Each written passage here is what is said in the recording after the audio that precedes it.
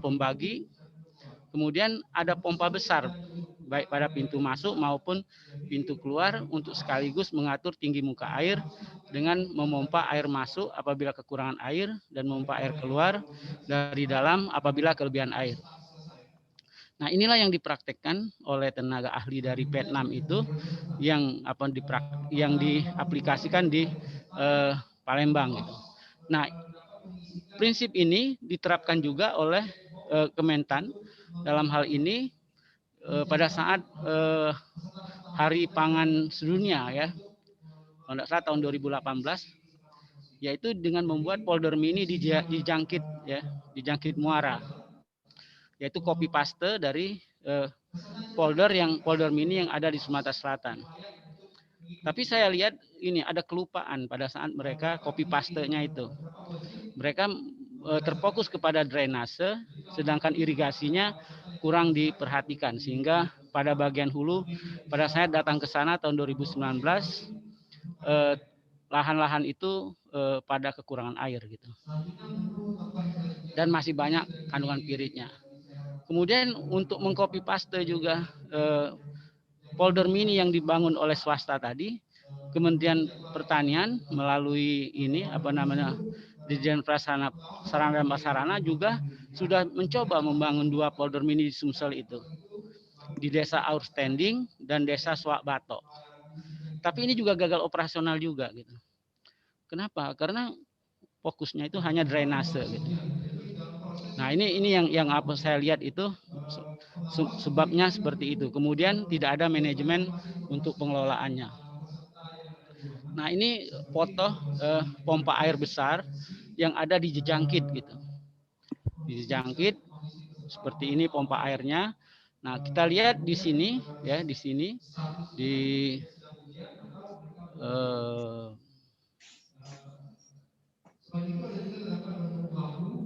di arah ini air ini kembali ya, kembali. Kemudian air yang di sebagian air ini dibuang gitu. Jadi seharusnya prinsipnya itu sebagian yang diterapkan itu adalah air itu diputar gitu. Diputar dialirkan ke hulu kembali untuk mengirigasi, kemudian kalau ada kelebihannya baru dibuang gitu. Nah, yang terjadi di Jangkit tidak demikian. Ya, mereka lebih banyak dibuang, tidak ada air yang kembali ke hulu karena poldernya memanjang gitu ya, memanjang sehingga saluran ke hulunya tidak terjadi gitu. Nah, ini juga masih Jangkit gitu ya. Foto yang saya ambil pada HPS itu, ini pompa airnya ya, ini ininya, ini struktur bangunannya gitu ya. Nah, kemudian bagaimana dengan polder mini yang saya amati yang ada di Rawalebak Ogan Keramasan?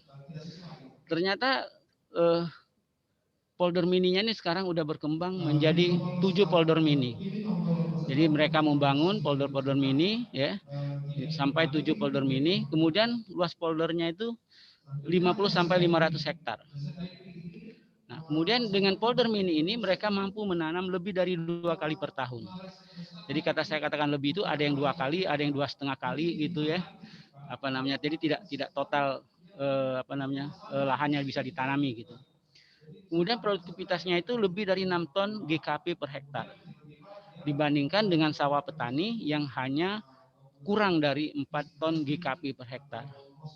Nah, ini yang di polder mini Rawalebak Ogan Keramasan itu. Nah, kalau kita lihat lagi ya, ini mengulang aja ini. Nah, ini lokasi polder, salah satu posisi polder mininya. Ini satu polder ini satu polder, ini remote control.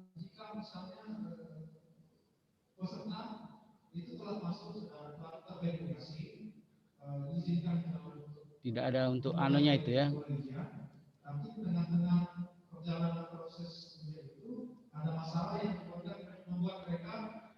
Oke, ini satu polder mini, yang sebelah jalan ini ada satu polder mini lagi. Kemudian di sininya sudah ada polder mini lagi gitu. Nah, jadi di sini ada 3, kemudian di sini ini di Talang Pangeran, ini yang 500 hektar ya. 500 hektar satu polder ya, dengan ini dengan sistem air terkendali tadi. Nah, polder sawah lebak di Simpang Pelabuhan Dalam ini ya, di Ogan Keramasan tadi dibangun tahun 2015 dan sudah berapa kali produksi dengan IP lebih dari 200 ya. Nah, ini kondisi lapangannya. Sayang ini apa namanya nggak ada ini ya, nggak bisa coret-coret pena itu di mana? Nggak ada. Bisa, Pak. Hah, yang di mananya itu? Nah, di option itu ada, sebentar. Harusnya sih bisa ya. Di more ini nggak ada, biasanya ada tulisan di more ini gitu, milihnya itu. Oh iya. Tidak diaktifkan kayaknya. Belum ketemu saya juga. Ya. Biasanya sih bisa. Di mouse-nya diklik kanan Pak Edward. Nggak ada, nggak. Mouse next. Itu di pointer option, pointer option Pak, bawah. Oke. Ya. Nah itu Bapak tinggal pilih mau. Nah ini sebagai ini apa namanya sepanjang ini saluran ini sebagai tempat menyimpan air. Nah ini pompanya ya, dan ini adalah pada saat air dipompa ya, ada sebagian air itu dikembalikan ke sini. Nah, kembalikan ke sini yang akan menuju ke daerah lebih tinggi ya untuk mengirigasi sawah ini. Ini sawahnya ya. Ini sawahnya. Nah, jadi ini sawahnya, di sini sebagai tempat penyimpanan air dan di sini sebagai saluran irigasinya. Jadi dari sawah ini air terdrainase ke sini ya, kemudian akan dipompa. Nah, di dalam box pompa ini tadi akan terbagi airnya, sebagian dibuang, sebagian akan kembali lagi sebagai irigasinya. Sekarang kita masuk ke tahap pengawasan, mulai dari verifikasi. Verifikasi pertama adalah ini pada kondisi ini ya, pernah pada tahun 2017 kalau nggak salah, ini curah hujan berlebih gitu. Nah, ini kondisinya tidak mampu juga pompa ini untuk mengimbangi masuknya air hujan ke dalam apa namanya polder ini, sehingga tergenang seperti ini. Nah, ini apa namanya pompanya ya, bagian dari pompa di mana air masuk ke box ini. Dalam box ini air dibagi. Ada yang keluar sebagai drainase, kemudian ada yang kembali ke dalam polder sebagai irigasi. Nah, sehingga bisa mempertahankan tinggi muka air di lahan sawahnya itu. Nah, ini kondisinya pada saat air berlebih tadi. Nah, ini yang di drainase gitu ya. Ini yang di drainase ya, ini yang di drainase yang dibuang ke apa namanya saluran sekunder atau saluran primer daripada atau ke sungai gitu ya. Ini sistem kerjanya gitu. Nah, ini tadi yang kalau gambarannya, dan ini yang kembali sebagai irigasi ya sebagai irigasi. Ini saluran irigasinya. Nah, air ini dialirkan ke ujung ke pangkal daripada sawah ini. Jadi butuh elevasi antara pompa yang di ujung ini ke bagian hulu supaya air ini bisa masuk kembali ke dalam petak sawah sini. Jadi air ini bisa masuk ke petak sawah sini. Nah, itu yang saya tidak temukan di jangkit. Jadi kalau di jangkit itu airnya hanya membuang air lebih saja gitu. Sedangkan air ini untuk irigasinya kalau diperlukan baru di daerah hulu gitu. Karena beda tinggi antara bagian hulu dan hilirnya, sepertinya elevasinya cukup berbeda gitu ya. Sehingga air dalam polder ini tidak bisa dikembalikan ke bagian hulu gitu karena elevasinya terlalu tinggi gitu. Nah, ini kemudian ini kira-kira perencanaan kalau kita mau menghitung berapa volume air yang harus kita tampung. Dalam hal ini akan berkaitan dengan saluran tadi, saluran penampung tadi. Kemudian berapa kapasitas pompa untuk kita bisa mensirkulasi air tadi dari dari sawah masuk ke saluran penampung, kemudian kembali lagi ke sawah gitu ya, secara sirkulasi sesuai dengan kebutuhan air tanaman dan laju evapotranspirasi gitu. Kemudian ini hitung-hitungan ini sementaranya bagaimana inflow dan outflow-nya berkaitan dengan volume tampungan yang harus disiapkan supaya polder tadi bisa berfungsi untuk irigasi dan drainase. Nah, ini gambaran lagi ya. Nah, ini pompa Archimedean-nya. Biasanya pompanya seperti ini, pompa ulir gitu ya, yang diinikan untuk ini, atau pompa sentrifugal gini untuk pompanya gitu. Ini dalam perencanaan ini tentu kita butuh data primer gitu ya. Dalam hal ini mungkin perlu survei lapangan tentang berkaitan topografi untuk menentukan salurannya dan sebagainya gitu. Kemudian data sekunder untuk memperkirakan besarnya hujan, menentukan drainasenya, kemudian ini rencana detail tata ruangnya gitu ya, supaya irigasi drainase dan tadi bisa terjadi. Dari sini saya berkesimpulan saja untuk bahan yang sederhana ini, yaitu dengan polder mini ini telah mampu memperbaiki tata air lahan rawa lebak gitu, sehingga dapat dilakukan tanam lebih dari 1 kali per tahun. Saya bandingkan dengan kalau kita masih terpaku dengan polder yang dari Belanda yang luasnya seperti Alview tadi yang butuh 6.000 hektar sehingga belum berhasil sampai sekarang.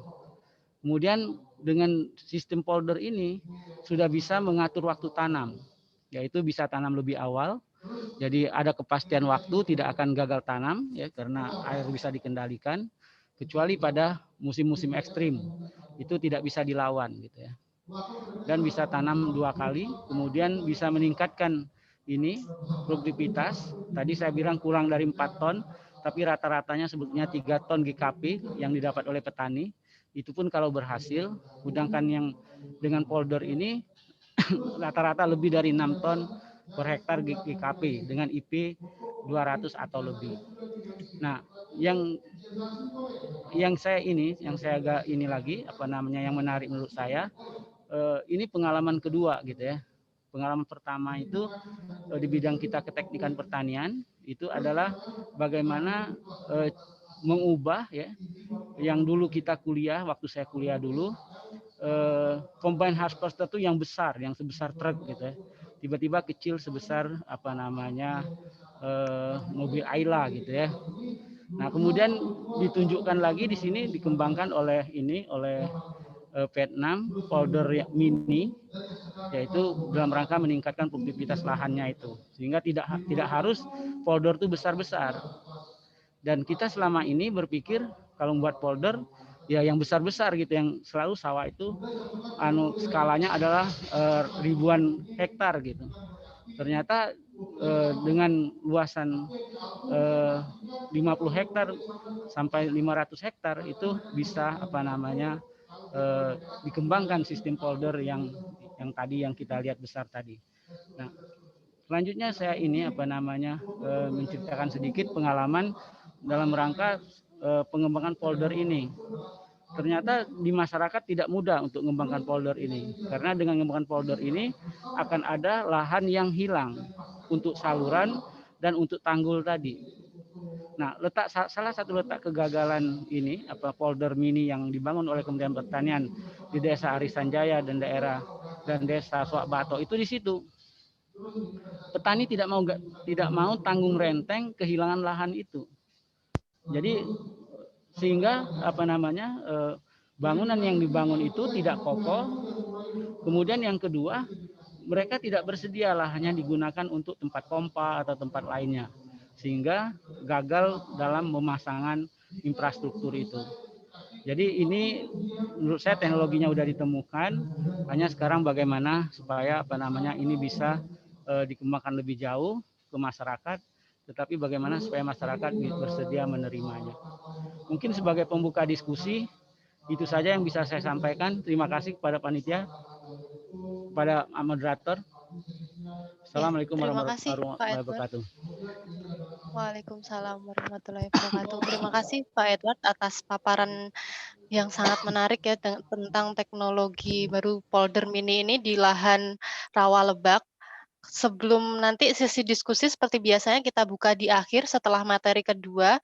Sekarang ke materi kedua dulu yang akan disampaikan oleh Bu Riani Muharomah STMSI. Beliau merupakan dosen teknik sipil dan perencanaan di Universitas Sriwijaya dan saat ini sedang menempuh pendidikan doktoralnya di Institut Pertanian Bogor. Judul yang akan dibawakan adalah Temporal Crop Coefficient and Water Productivity of Lettuce Hydroponic in the Greenhouse. Kepada Bu Riani Muharomah, saya persilahkan. Baik, terima kasih kepada Ibu Moderator. Saya mohon izin untuk share screen.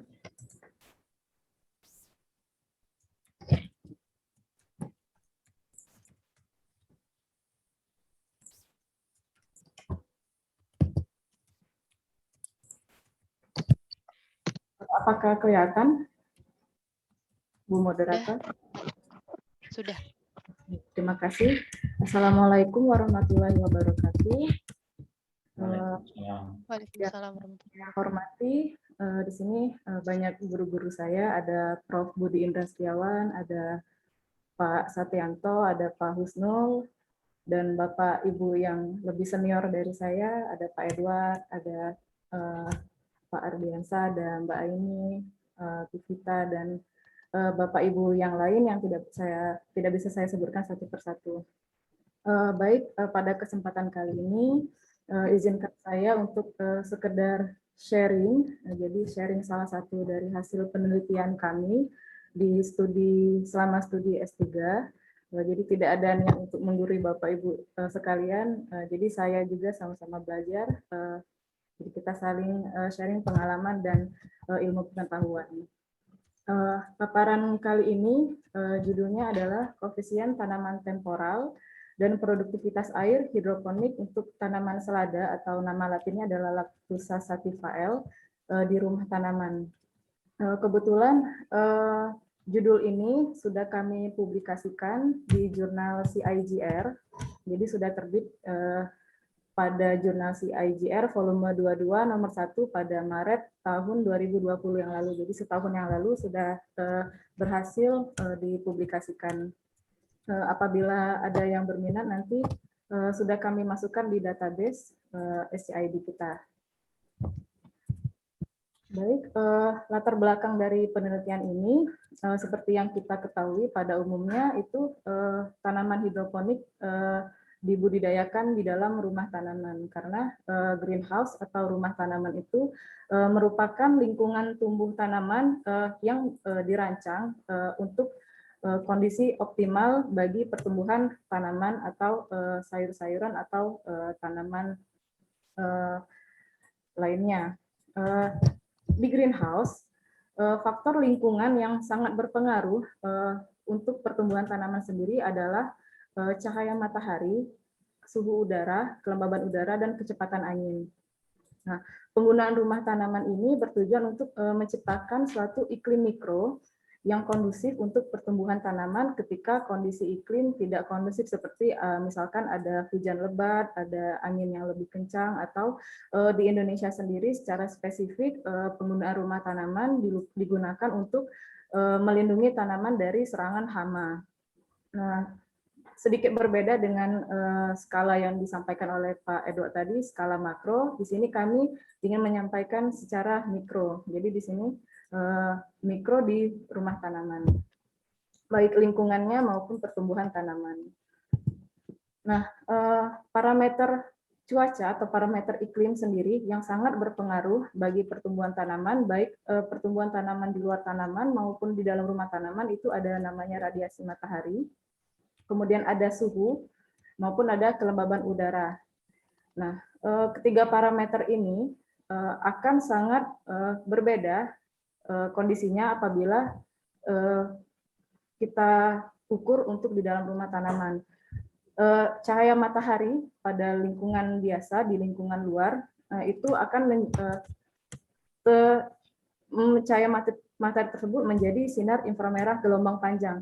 Ketika sinar matahari tersebut masuk ke dalam rumah tanaman, radiasi matahari ada yang tertransmisikan ke dalam rumah tanaman dan ada juga yang terpantul.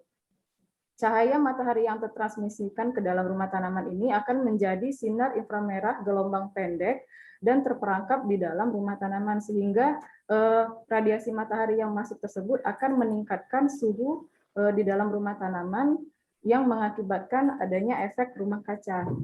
Nah, sinar matahari yang terperangkap tersebut meningkatkan suhu dan dapat menurunkan juga kadar kelembaban relatif di dalam rumah tanaman. Itulah kenapa kondisi parameter tersebut sangat berbeda baik di dalam rumah tanaman dibandingkan dengan di luar rumah tanaman. Nah, kondisi lingkungan yang sangat berbeda tersebut juga akan menimbulkan perbedaan pendekatan yang harus kita gunakan untuk menentukan besarnya evapotranspirasi tanaman dan juga besarnya nilai besarnya air irigasi yang harus kita berikan kepada tanaman. Nah, untuk memilih, karena nilai lingkungan tadi yang sangat berbeda, maka untuk memilih metode estimasi evapotranspirasi tanaman yang lebih akurat itu sangat diperlukan untuk pengelolaan air irigasi yang lebih efisien, karena penanaman secara konvensional di luar rumah tanaman seperti ini akan sangat berbeda atau tidak sama dengan pertumbuhan tanaman di dalam rumah tanaman.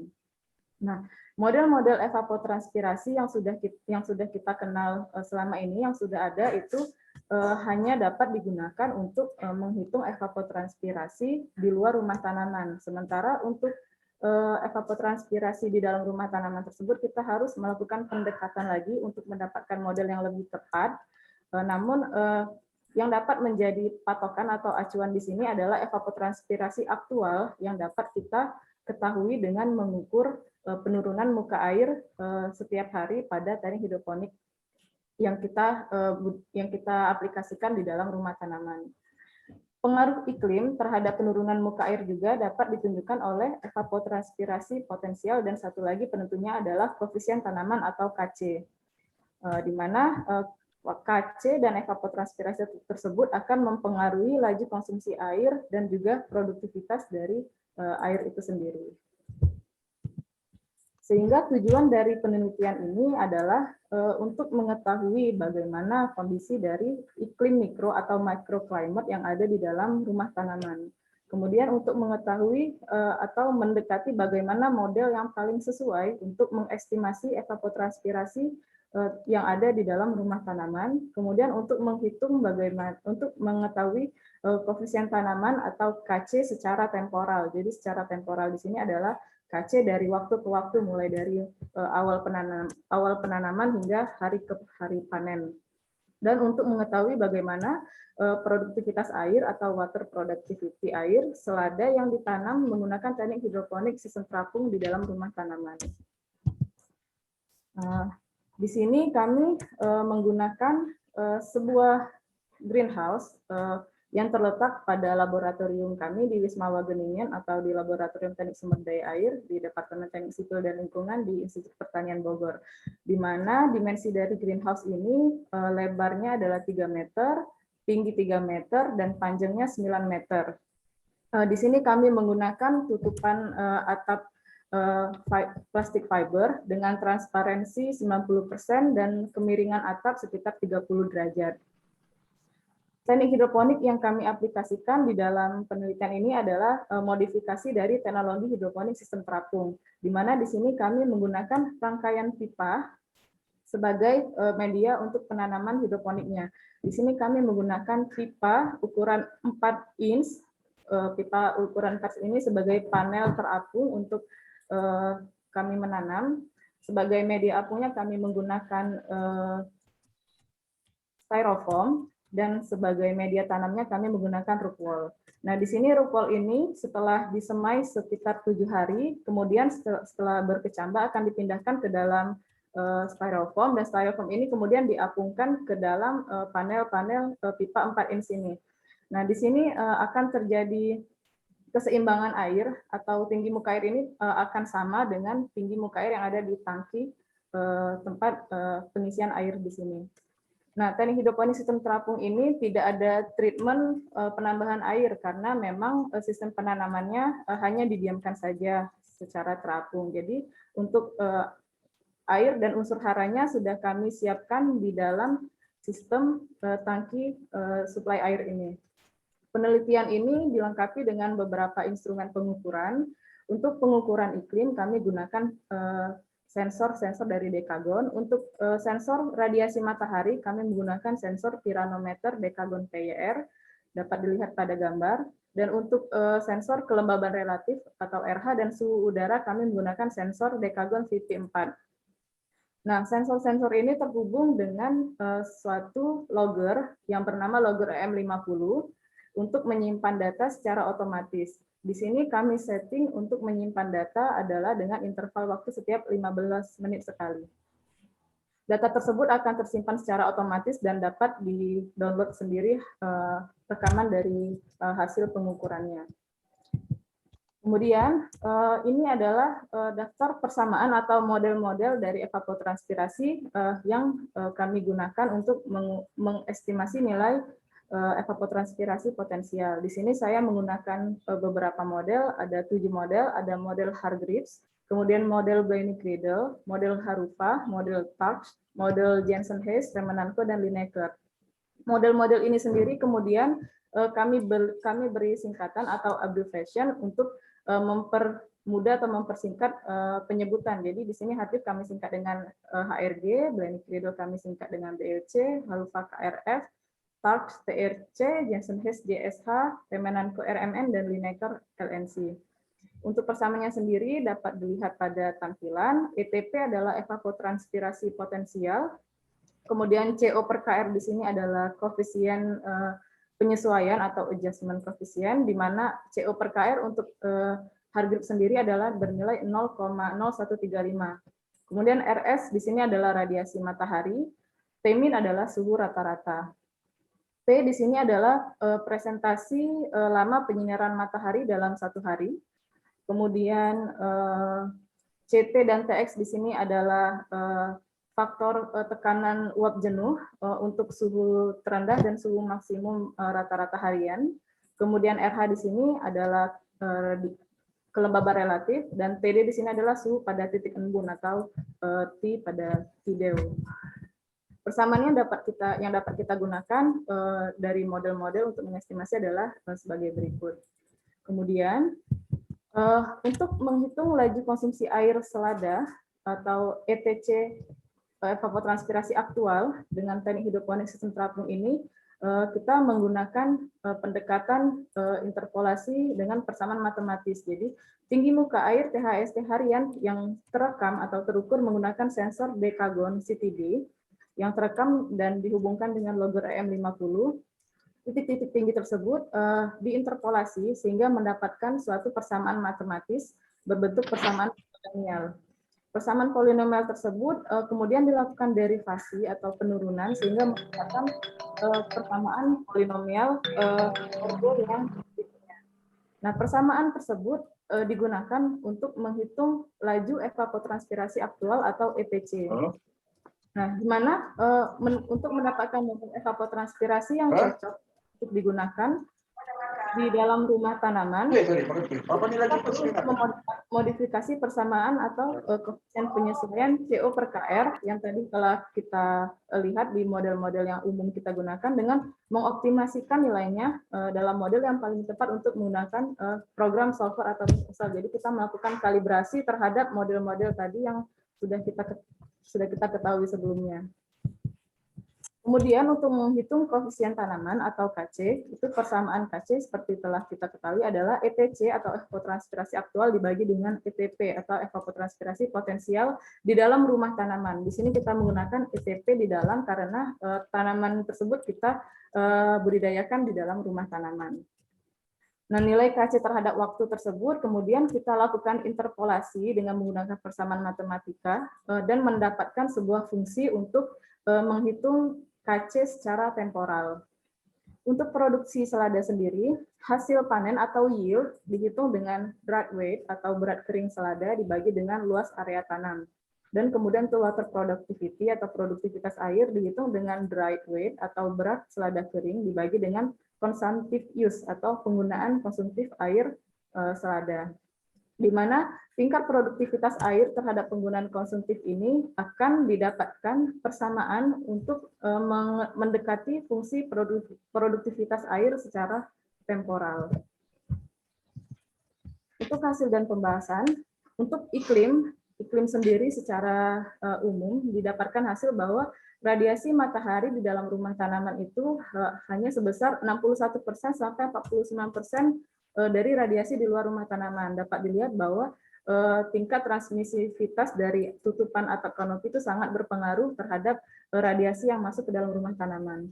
Dapat kita lihat bahwa radiasi di luar itu berkisar 33 hingga 5,7 megajoule per meter persegi per hari, sementara untuk radiasi di dalam rumah tanaman itu berkisar dari 16,3 megajoule per meter persegi per hari hingga 3,5 megajoule per meter persegi per hari. Untuk suhu udara sendiri, didapatkan hasil bahwa suhu di dalam rumah tanaman itu cenderung selalu lebih tinggi daripada di luar rumah tanaman. Untuk di luar rumah tanaman, suhu maksimal itu 34,4 derajat Celcius dan suhu minimal 21,0 derajat Celcius. Sementara untuk di dalam rumah tanaman sendiri, suhunya maksimalnya 35,4 derajat Celcius dan suhu minimal 21,2 derajat Celcius. Untuk kelembaban relatif atau RH didapatkan hasil bahwa RH di luar rumah tanaman dengan rata-rata 90,6% dan RH di dalam rumah tanaman dengan rata-rata 88,3%.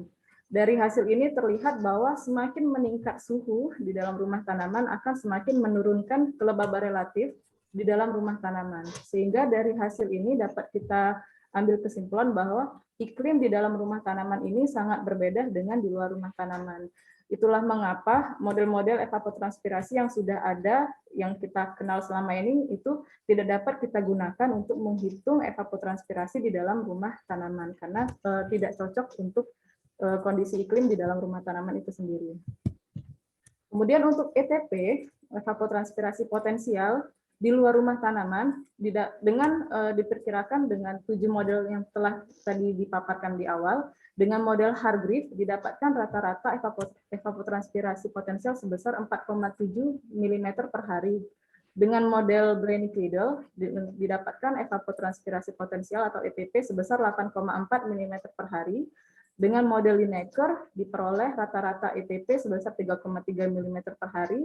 Dengan model Harufa diperoleh rata-rata sebesar 10,6 mm per hari, Remenanco dengan 4,4 mm per hari, dengan model Jensen-Hess sebesar 0,9 mm per hari, dan dengan model TAP didapatkan rata-rata sebesar 0,42 mm per hari.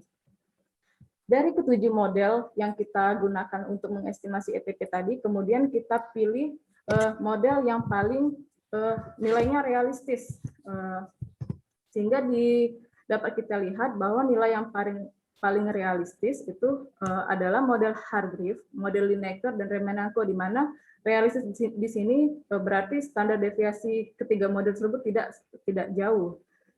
Nah, dari ketiga model yang sudah kita pilih yang paling realistis nilainya tadi, kita ambil kumulatif ketiganya, di mana Hargreaves selama 40 hari penanaman itu sebesar 167,7 mm, untuk Lineker 119,7 mm, dan untuk model Remenanco sebesar 157,0 mm.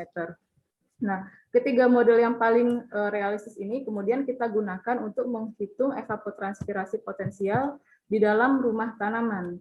Di dalam rumah tanaman berdasarkan model, jadi awalnya kita gunakan model dahulu. Untuk Hargreaves sendiri diperoleh rata-rata sebesar 2,2 mm per hari. Untuk model Lineker, ETP di dalam rumah tanaman didapatkan 3,6 mm per hari, dan model Remenanco diperoleh rata-rata ETP sebesar 5,5 mm per hari. Untuk memilih model apa yang paling tepat untuk kita modifikasi, kita optimasi atau kita kalibrasi nilainya agar mendapatkan model yang paling sesuai adalah dengan melihat dari kumulatif evapotranspirasi ketiga model ini. Untuk di dalam rumah tanaman, model Hargreaves akumulasinya sebesar 79,3 mm, model Lineker 127,8 mm, dan model Remenanco 168,4 mm. Kita bandingkan ketiga model ini kumulatif di dalam rumah tanaman dengan di luar rumah tanaman. Untuk Hargreaves, di dalam rumah tanaman 79,3, sementara di luar 167,7 mm. Nilai ini kami anggap cukup realistis untuk membandingkan nilai ETP di dalam dan di luar. Untuk nilai Lineker, di dalam 127,8 mm, sementara di luar 119,7 mm. Nilai ini kami anggap tidak realistis karena nilai ETP di dalam lebih besar daripada ETP di luar. Hal ini kami anggap agak tidak realistis karena nilai radiasi matahari tadi seperti kita ketahui selalu lebih kecil di dalam dibanding di luar. Sementara untuk model Lineker sendiri, penentu dari besarnya evapotranspirasi adalah parameter suhu dan parameter dari radiasi matahari. Sehingga model Lineker dan model Remenanco juga bernilai lebih kecil dibanding dengan di dalam rumah tanaman. Kami anggap juga tidak realistis, sehingga model yang kita pakai untuk optimasi CO per KR tadi kita ambil adalah model Hargreaves. Model Hargreaves ini selanjutnya akan kita modifikasi dengan melakukan optimasi pada nilai koefisien adjustment-nya tadi. Nah, evapotranspirasi aktual secara kumulatif di dalam rumah tanaman itu sebesar 44 mm yang dihitung dari penurunan tinggi muka air tersebut. Nah, nilai penurunan aktual secara 44 mm ini dirujuk untuk menentukan penyesuaian koefisien CO per KR dari model Hargreaves yang kita anggap paling mendekati dari persamaan kita tadi. Kemudian kita lakukan kalibrasi untuk penyesuaian model Hargreaves. Ini juga diungkapkan oleh Patel et al. Pada tahun 2014, di mana kalibrasi atau penyesuaian ini memang harus dilakukan untuk menyesuaikan atau mendekati model agar dapat diterima dengan baik untuk mencapai estimasi dari bebas kesalahan dari persamaan. Sehingga dari model yang sudah kita ketahui yang paling realistis, kemudian evapotranspirasi yang aktual, kita dekati dan dihasilkan nilai CO per KR yang dioptimasi menggunakan solver adalah 0,0116. Sehingga persamaan untuk mendapatkan ETP di dalam rumah tanaman itu adalah 0,0116 radiasi dikali dengan radiasi di dalam rumah tanaman dikali dengan suhu rata-rata di dalam rumah tanaman ditambah 17,8. Jadi kita melakukan modifikasi terhadap penyesuaian CO per KR ini. Evapotranspirasi aktual didapatkan hasil seperti pada grafik. Jadi permukaan air harian, titik-titik ini merupakan titik tinggi dari tinggi air harian. Kemudian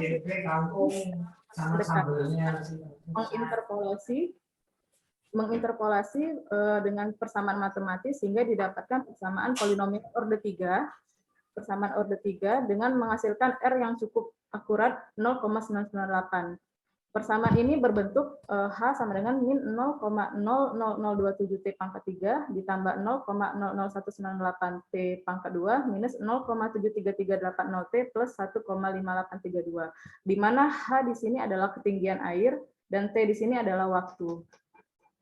Kemudian persamaan ini kita lakukan derivasi atau penurunan untuk mendapatkan laju evapotranspirasi atau laju konsumsi air aktual oleh tanaman, sehingga setelah diderivasi didapatkan persamaan min dH per dt sebesar sama dengan min 0,0081 T kuadrat plus 0,00396 T min 0,7338. Laju konsumsi air oleh tanaman diketahui meningkat pada awal pertumbuhan dari 0,73 mm per hari dan meningkat hingga 1,86 mm per hari sebelum waktu panen dengan rata-rata harian sebesar 1,1 mm per hari.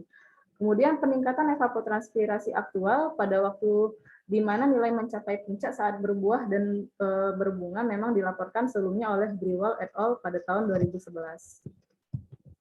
Kemudian untuk nilai KC sendiri, nilai KC harian yang kita hitung dari ETC dibagi ETP diplotkan pada sebuah grafik dengan titik-titik yang dapat kita lihat pada gambar. Kemudian titik-titik dari KC ini kita dekati atau kita interpolasi dengan sebuah persamaan matematis sehingga didapatkan persamaan polinomial order 2 berbentuk KC sama dengan 0,0014 T kuadrat plus 0,761, di mana KC di sini adalah koefisien tanaman selada dan T adalah waktunya dalam hari dengan R² sebesar 0,5464. Nah, persamaan ini adalah persamaan fungsi KC secara temporal yang dapat kita gunakan untuk mengetahui nilai KC nilai KC tanaman yang kita tanam dari hari ke-0 sampai hari kepanen. Nah, nilai KC selada pada fase awal pada hari ke-0 sampai hari ke-6 setelah penanaman itu adalah 0,7 hingga 0,5. Untuk fase tengah pada hari 17 hingga 23 setelah penanaman adalah 0,4 hingga 0,7, dan pada fase akhir musim pada hari ke-30 sampai 30 setelah penanaman itu sebesar 0,6 hingga 1,4. Kami membagi nilai KC ini menjadi 3 fase, itu merujuk juga kepada FAO. Karena pada FAO itu nilai KC memang dibagi menjadi fase awal, fase tengah, dan fase akhir musim. Kemudian untuk produktivitas air, didapatkan hasil selada dalam penelitian ini adalah sebesar 1.114,6 gram per meter persegi. Dan produktivitas air sendiri sebesar 29,58 gram per liter. Kemudian berat kering yang dan konsumsi air yang digunakan selama masa tanam tersebut, kami plotkan berat keringnya, kemudian penggunaan konsumtif diplotkan terhadap waktu atau hari, di mana grafik tersebut setelah didekati didapatkan hasil atau fungsi untuk menghitung CU atau penggunaan konsumtif air dengan persamaan polinomial order 3 dengan R² cukup akurat 0,996 dengan bentuk CU sama dengan 0,001 T kuadrat plus 0,0031 T plus 0,0146, di mana CU di sini adalah konsumsi air oleh selada atau consumptive use, dan T di sini adalah waktu dalam hari. Sedangkan untuk bobot kering tanaman sendiri atau dry weight dapat diperkirakan dengan persamaan berbentuk DW sama dengan 0,00062 T pangkat 3,277 dengan R² 0,9803, di mana DW di sini adalah bobot kering selada dalam gram dan T adalah waktu dalam hari. Kemudian dari persamaan consumptive use dan dry weight ini sendiri kita hubungkan dengan persamaan lagi sehingga mendapatkan sebuah fungsi untuk mengetahui berapa water productivity atau produktivitas air tanaman selada yang kita ukur atau yang kita tanam, kita budidaya dengan teknik hidroponik sistem terapung di dalam rumah tanaman. WP-nya, persamaan WP dapat didekati dengan fungsi WP sama dengan 95,552 consumptive use dikurang dengan 3,792. Di sini hasilnya terlihat bahwa pada periode tanam 6 hari pertama, sebesar 0,04 liter penggunaan air konsumtif akan menghasilkan 0,55 gram per liter dari berat kering selada. Kemudian pada periode tanam yang kedua, pada fase tengah itu setiap air 0,16 liter penggunaan air konsumtif tersebut dapat menghasilkan biomasa sebesar 11,15 gram per liter berat kering. Dan juga pada hari panen, air sebesar 0,35 liter penggunaan air konsumtif tersebut dapat menghasilkan biomasa sebesar 29,58 gram per liter berat kering. Mohon maaf Mbak Ri, mohon dipercepat ya. Baik, sehingga kita dari hasil ini dapat ditarik kesimpulan iklim mikro di dalam rumah tanaman sangat berbeda dengan di luar rumah tanaman selama 40 hari penanaman selada. Radiasi matahari di dalam rumah tanaman cenderung lebih kecil dibanding dengan radiasi di luar rumah tanaman. Kemudian suhu di dalam rumah tanaman akan meningkat lebih tinggi dibanding dengan suhu di luar rumah tanaman, dan kelembaban relatif di dalam rumah tanaman lebih rendah dibanding dengan kelembaban relatif di luar rumah tanaman. Kemudian evapotranspirasi potensial di dalam rumah tanaman sendiri itu berkisar dari 0,8 hingga 4,2 mm per hari, dapat diperkirakan dengan tepat menggunakan model Hargreaves dengan optimasi CO per KR sebesar 0,0116. Kemudian koefisien tanaman atau KC berubah terhadap waktu membentuk sebuah persamaan parabola yang dimulai sebesar 0,7 pada awal tanam, kemudian menurun ke 0,4 dan meningkat pada hari terakhir menjadi 1,4 pada hari tanam ke 3,6. Produktivitas selada sendiri sebesar 1.114 gram per meter persegi, memiliki produktivitas air sebesar 29,58 gram per liter, yang secara linear terkait dengan penggunaan konsumtif air oleh tanaman. Baik, terima kasih atas waktunya. Assalamualaikum. Saya kembalikan ke Ibu Moderator. Waalaikumsalam warahmatullahi wabarakatuh. Terima kasih Mbak Riani atas pemaparannya, sangat lengkap sekali gitu ya. Yang dijelaskan mengenai koefisien tanaman temporal yang di rumah tanaman. Nah, sekarang masuk sesi diskusi. Maka dari Bapak Ibu peserta di sini, Bapak Ibu sekalian, ada yang mau bertanya lebih dulu? Ya, saya ingin tanya untuk Pak Edward kalau diizinkan. Silakan Pak Budi, monggo Iya. disampaikan. Pak Edward, terima kasih untuk paparannya. Itu memberikan wawasan baru, khususnya untuk yang Bapak sudah lakukan di Palembang ya.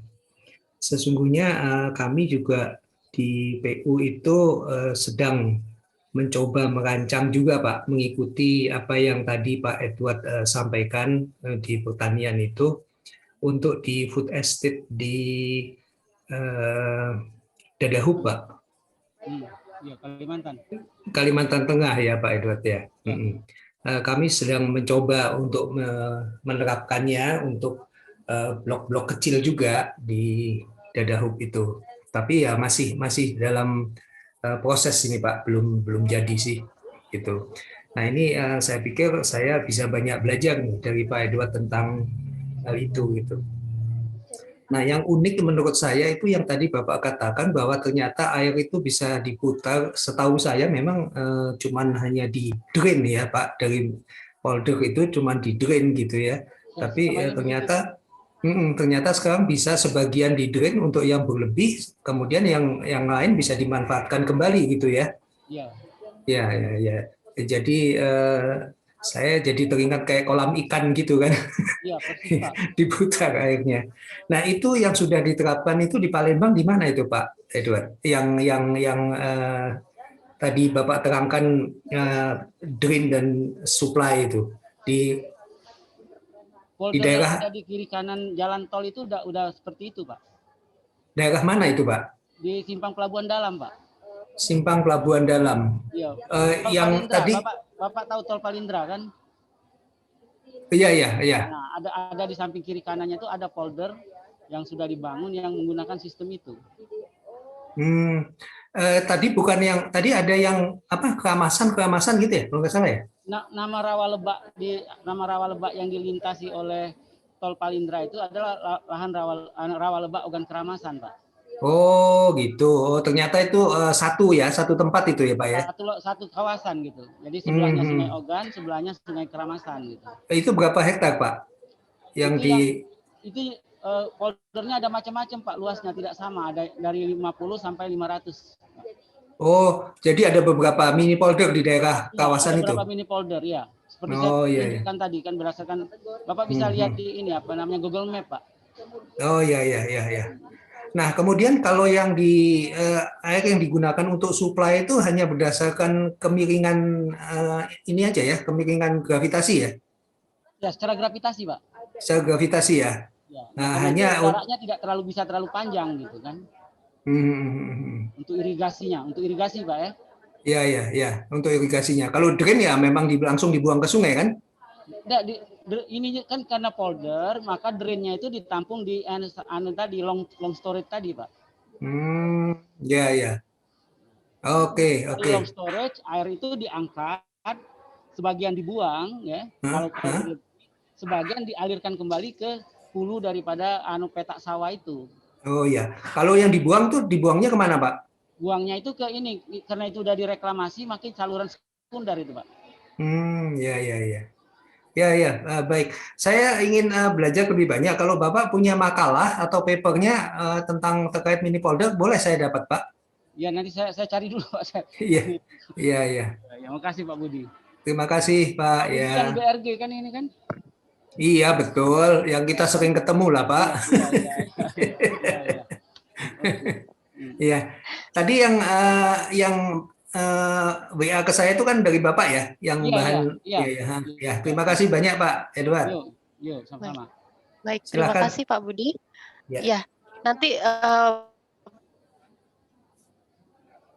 tadi juga beberapa seperti Pak Momon komentar tadi sudah dikirimkan di chat oleh Pak Edward dan nanti akan dimasukkan juga database-nya SCID. Jadi Bapak Ibu bisa mengakses di link yang ada di grup, di deskripsi grup gitu. Kemudian selanjutnya saya persilahkan jika ada yang mau bertanya kepada Pak Edward maupun Bu Riani, mungkin yang baru bergabung saya sedikit review. Saya ingin bertanya ke tadi Pak Bu Edward Aini tadi. Riani ya Pak. Ya, Halo. silakan Pak Ardiansyah.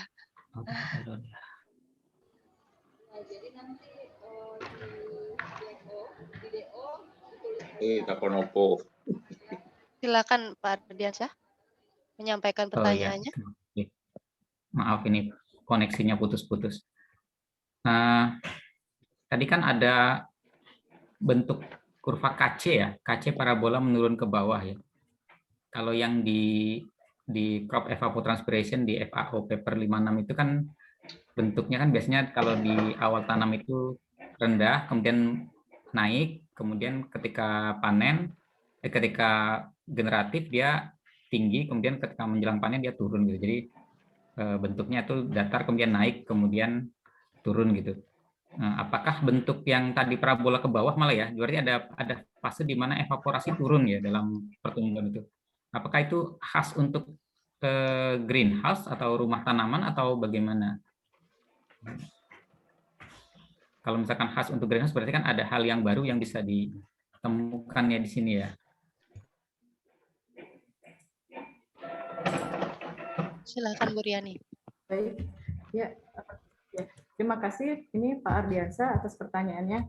Ya, jadi secara umum untuk nilai KC kalau kita merujuk ke FAO 56 itu ya Pak ya, memang 3 fase KC itu akan berbentuk parabola yang terbalik daripada ini. Jadi pada awalnya rendah meningkat pada fase generatif dan turun pada panen. Nah, namun itu setelah kami pelajari nilai KC tersebut adalah untuk tanaman yang ditanam secara konvensional, jadi ditanam di tanah dan pada lahan terbuka. Nah, nilai KC yang kami peroleh dari hasil penelitian ini kami peroleh untuk tanaman yang ditanam secara hidroponik dengan media air, jadi dengan air bukan dengan tanah di dalam sebuah rumah tanaman. Jadi nilai yang membedakan tersebut banyak. Jadi yang tadinya konvensional dengan tanah, ini dengan ditanam dengan media air, kemudian pada iklim terbuka, lahan terbuka di mana terganggu dengan hujan, angin dan lain sebagainya, dan ditanam dibanding dengan ditanam di kondisi tertutup pada sebuah lingkungan mikro di rumah tanaman. Sehingga nilai KC sendiri sangat berbeda jauh dengan KC yang konvensional, di mana pada awal izin bertanya Ibu Moderator. Kemudian menurun pada fase tengah itu dari 0,4 hingga 0,7 dan meningkat secara cukup kuat di hari panen dari 0,6 hingga 1,4. Jadi ini adalah hal yang baru yang kita peroleh bahwa nilai KC secara temporal untuk di dalam rumah tanaman sangat berbeda dengan tanaman yang ditanam secara konvensional di luar rumah tanaman. Demikian Bu Moderator, Pak Ardiansyah. Ya. Izin Ibu Moderator, ada tanggapan sedikit Ibu Moderator. Sebentar, Pak Momon, saya kembalikan dulu ke Pak Ardiansyah. Apa ada tanggapan? Ya, terima kasih. Memang ini cukup menarik ya, karena beberapa perbedaan kan kalau di luar greenhouse itu kan dia ada evaporasi dari tanah. Kalau di sini tidak ada ya Bu ya. Ya, jadi kemudian di luar itu ada angin. Angin itu kan meningkatkan transmisi karena dia akan mengurangi tahanan permukaan, tahanan penguapan transpirasi. Kalau di greenhouse itu relatif konstan ya. Iya, betul Pak. Ya, jadi malah kecepatan anginnya 0 mungkin ya. Bisa karena kami di sini tidak sempat memasang sensor kecepatan angin, namun pernah kami coba bahwa angin di dalam rumah tanaman itu sepertinya tidak ada ya, memang 0 Pak.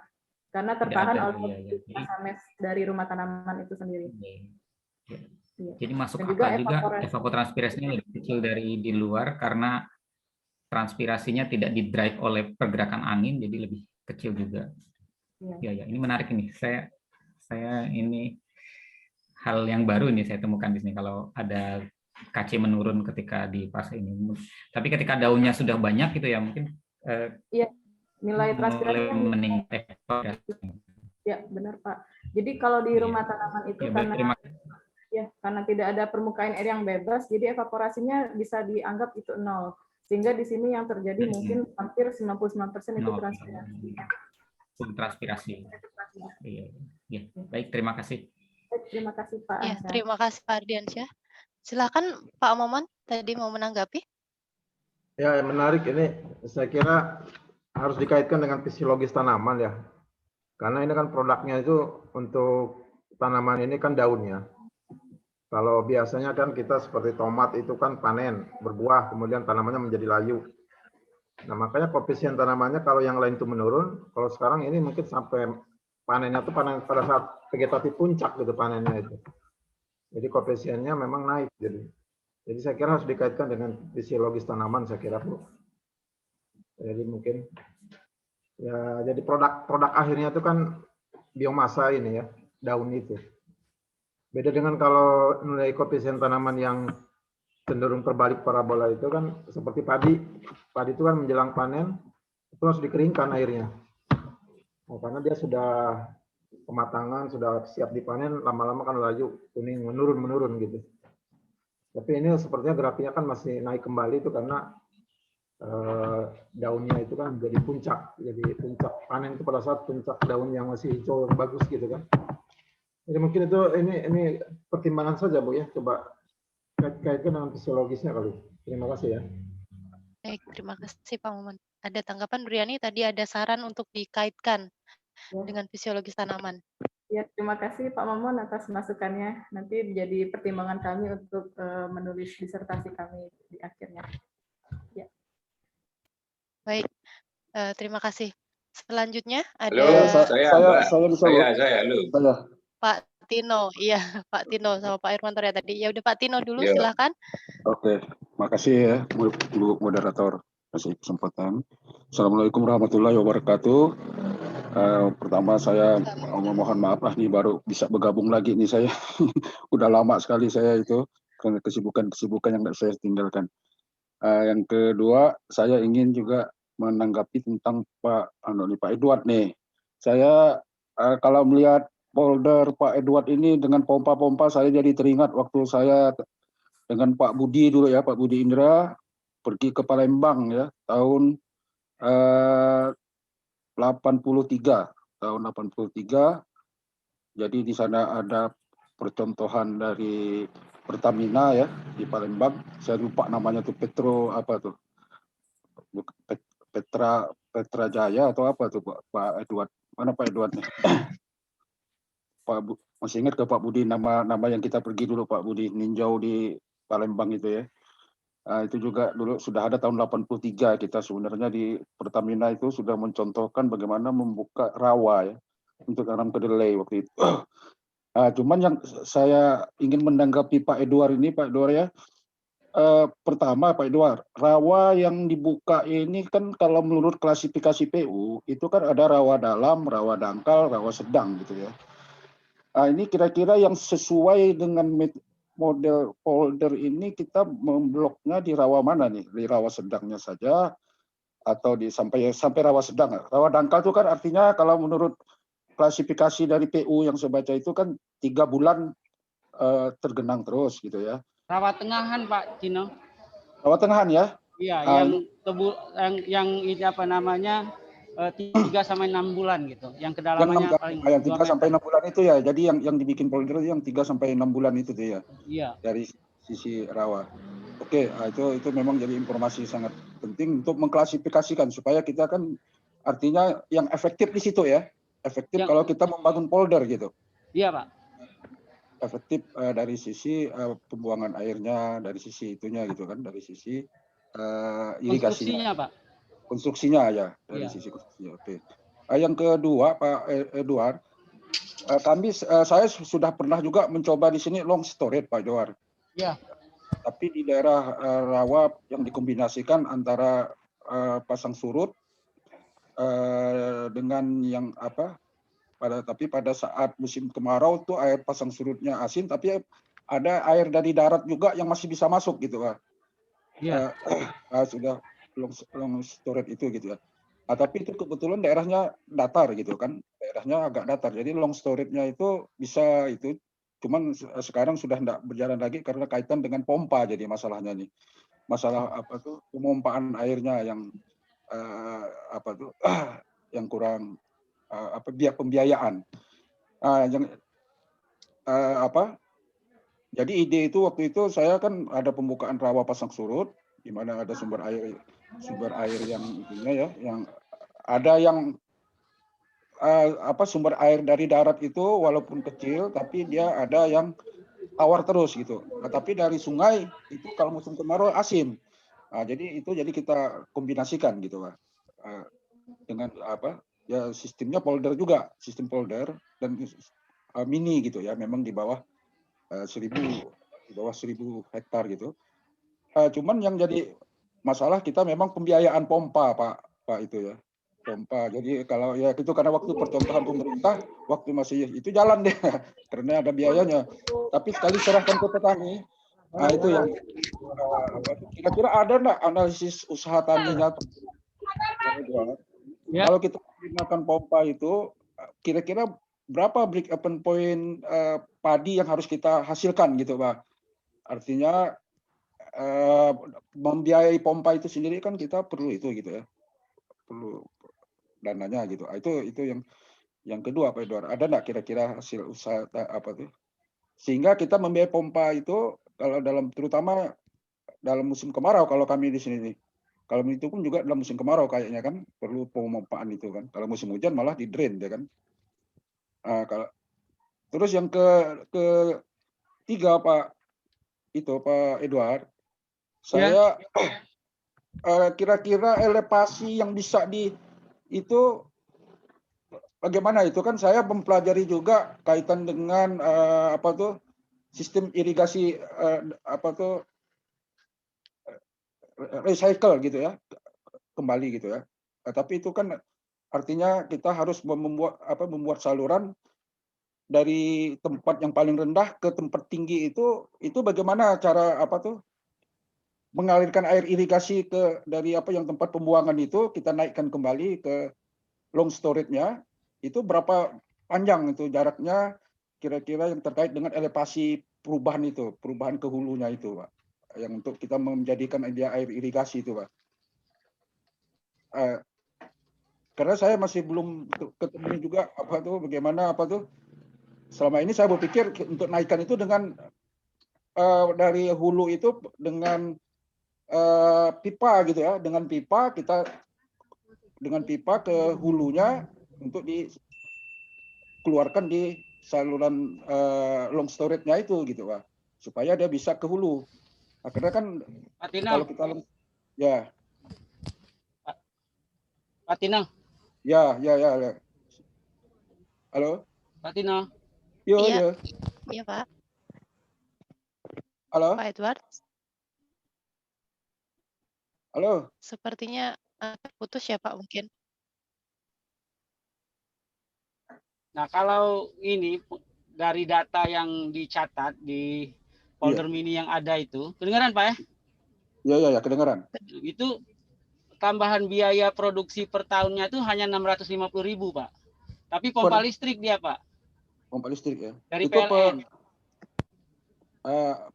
Untuk 650.000 itu untuk berapa luas tuh Pak?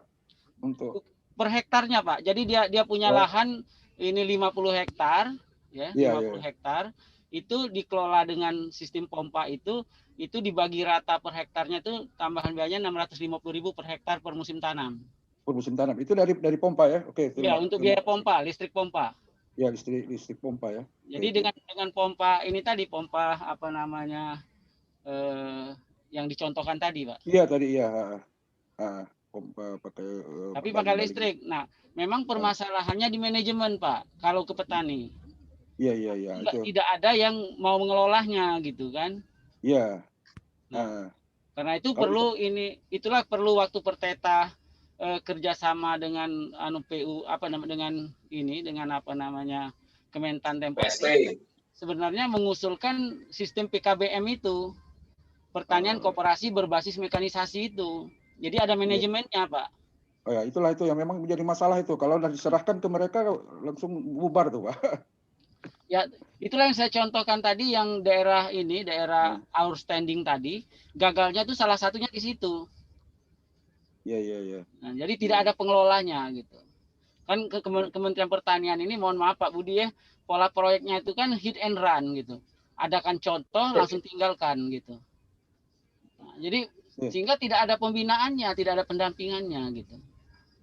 Kalau itu masalahnya Pak Tino. Jadi diserahkan petani selalu begitu. Iya. Itulah jadi memang itu jadi permasalahan banyak percontohan-percontohan yang kita bangun itu seperti itu gitu Pak. Nah, tadi kaitan dengan itu Pak, mengalirkan air itu berapa tuh elevasi yang Bapak lakukan di sana tuh? Jadi air itu bisa ngalir ke hulu tuh, sampai ke hulu gitu tuh Pak. Jadi ini bertahap Pak. Bertahap ya. Bertahap. Jadi mungkin kemampuan kita naikkan kan sekitar 0,5 meter gitu, paling tinggi 1 meter gitu.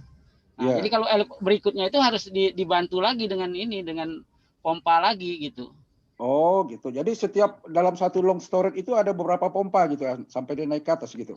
Jadi ada ini Pak, petak panjang Pak. Iya. Jadi satu peta itu panjangnya kalau yang ini 100 meter, lebarnya 50 meter. Nah 100 meter itu satu pompa tadi Pak. Satu pompa ya? Iya, jadi 100 meter kali berapa panjangnya gitu. Itulah sekian hektarnya gitu. Oke. Kalau lebih tinggi lagi mungkin membutuhkan biaya pompa lebih banyak lagi Pak untuk salurannya itu. Itulah yang dijangkit itu karena daerah hulunya jauh lebih tinggi, sedangkan pompanya hanya ada di hilir, sehingga airnya tidak disirkulasi gitu. Iya. Gitu. Oke. Jadi paham saya Pak. Jadi apa? Dengan kondisi seperti ini. Karena saya di sini juga kita lagi mau mengembangkan itu juga Pak. Iya.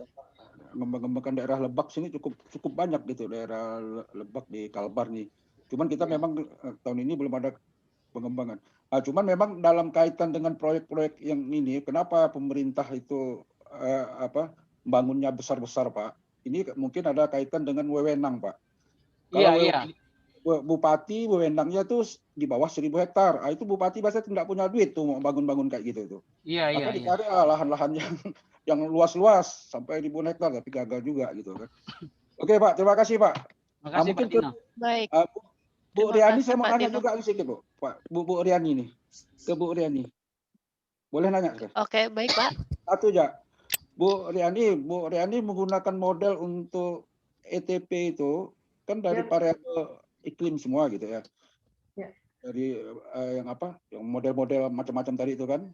Iya Pak. Terus tidak diukurkah dengan aktual gitu, dengan setidaknya tuh dengan pan evaporimeter ada mengukur enggak? Belum enggak melihat saya. Enggak, kalau untuk yang di luar rumah tanaman kami tidak mengukur untuk aktualnya sendiri Pak. Namun untuk aktual itu kami ukur di dalam rumah tanaman Pak. Karena fokusnya pada iklim mikro di dalam rumah tanaman. Ya. Jadi aktualnya itu ada Pak, kami ukur menggunakan penurunan muka air tadi. Ya itu secara aktualnya ya. Ya, Nah, karena saya lihat kan kaitan dengan realistis tadi itu ya. Ini realistis itu kalau hanya dari sisi parameter iklim semua gitu ya. Realistisnya pun belum bisa itu juga kalau tidak ada sebagai itu gitu maksud saya, sebagai apa tuh? Yang betul aktualnya gitu kan. Jadi kita menyatakan realistis itu ada pembanding aktualnya itu yang paling penting menurut saya gitu ya. Terima kasih Bu Yani. Ya, terima kasih Pak Tino. Ya, terima kasih Pak Tino, menarik sekali memang diskusinya. Terima kasih sudah menunggu Pak Hermantora. Monggo, silakan disampaikan pertanyaannya Pak. Oke, terima kasih. Yang pertama ke Pak Edward. Jadi dalam pengembangan penerapan teknologi itu seperti yang Pak Edward lakukan, kan kendalanya itu memang petani tidak mau lahannya dikurangi untuk fasilitas itu ya. Tadi kan itu sama seperti saat kami juga kembangkan untuk fasilitas embung di itu ya. Itu kalau pengalaman kami yang pertama di Jawa ya, di Jawa. Itu kan biasanya tanah untuk fasilitas itu untuk prasarana itu gunakan tanah-tanah kas desa ya, kas desa atau tanah negara. Nah, itu ada enggak di sana. Kemudian kalau kita gunakan pertimbangan pendapatan begitu. Tadi kan dengan model itu produktivitasnya bisa naik, bisa lebih dari 6. Padahal kalau biasa dia cuma di bawah 4 toh. Nah, kenaikan produksi itu juga dengan tambahan intensitas tanam ya tadi ya, IP ya. Itu juga naik. Apakah dia petani mau kalau dibandingkan gitu? Kan ini ada keuntungan loh kalau kamu ini tanahnya dikurangi untuk fasilitas long storage tadi, tapi produktivitasnya kan naik beberapa kali gitu ya. Ada IP-nya naik, kemudian produktivitasnya naik. Itu saya kira masukan untuk Pak Edward aja. Ya, makasih. Oke, kemudian yang kedua untuk Mbak Mbak Solo Pak. Riani. Oh, Mbak Riani, oke Mbak Riani. Iya. Itu kan memang seperti juga disampaikan tadi oleh Bapak berdua, Mas Ardiansah maupun Pak Momon ya. Itu kan biasanya umumnya kalau namanya KC itu, KC ya, koefisien tanaman atau crop coefficient itu, kan memang pada saat tanaman masih kecil dia rendah ya. Termasuk sebetulnya itu kan mengikuti pertumbuhan tanaman sebetulnya. Rendah, naik sampai nanti produksi ya, sampai produksi, kemudian dia optimal di produksi itu, kemudian mau panen dia mulai menurun. Itu kalau fungsi umur tanaman atau fungsi fisiologis tadi yang Pak Mohon sampaikan. Nah, tadi di gambar tadi mungkin maksudnya itu membandingkan antara evapotranspirasi di luar rumah tanaman dan di dalam rumah tanaman barangkali ya. Jadi kan dia menurun begitu. Memang kelihatannya perlu dilihat lagi itu ya. Menurut saya dicek lagi apakah itu maksudnya membandingkan evapotranspirasi di luar dan di dalam rumah tanaman, atau dia menggambarkan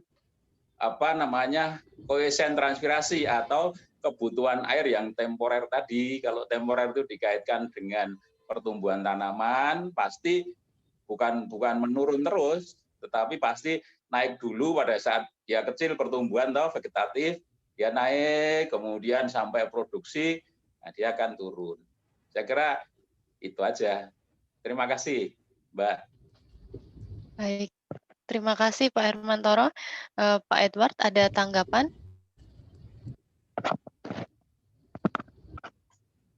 Sepertinya belum ya, Pak Edward. Mbak Riani dulu. Silakan. Baik, terima kasih masukannya Pak Hermantoro. Menanggapi. Ya, jadi sedikit ini aja Pak menanggapi tadi grafik KC tersebut sudah didapatkan dari hasil ETC dibagi ETP. Berarti ETC dibagi ETP itu adalah nilai KC, Pak. Nah, nilai KC tersebut kami plotkan untuk temporal atau harian, sehingga hasilnya yang kami dapatkan memang seperti itu, Pak, berbentuk parabola, di mana sedikit menurun pada fase tengah, dan meningkat cukup tajam di hari terakhir. Nah, sepertinya memang itu adalah kondisi KC, sebuah temuan baru ya Pak ya untuk tanaman yang apabila ditanam dengan budidaya secara hidroponik di dalam rumah tanaman. Ya. Oh ya, oke. Ya, kita memang menarik. Mungkin kita bisa lihat lagi, kita bisa dalami lagi ya, karena itu kan memang agak berbeda dengan general teorinya gitu ya, dengan teorinya. Kalau itu maksud saya begini, kalau itu dimulai pengukurannya itu pada tanaman mulai ditanam ya, tanaman muda, bibit begitu, kemudian terus diamati sampai panen, saya kira memang ya polanya pasti naik, kemudian maksimum diproduksi, terus baru menurun, kira-kira yang seperti itu. Oke, terima kasih lah. Terima kasih Pak Hermantoro masukannya. Terima kasih Pak. Dari Pak Edward.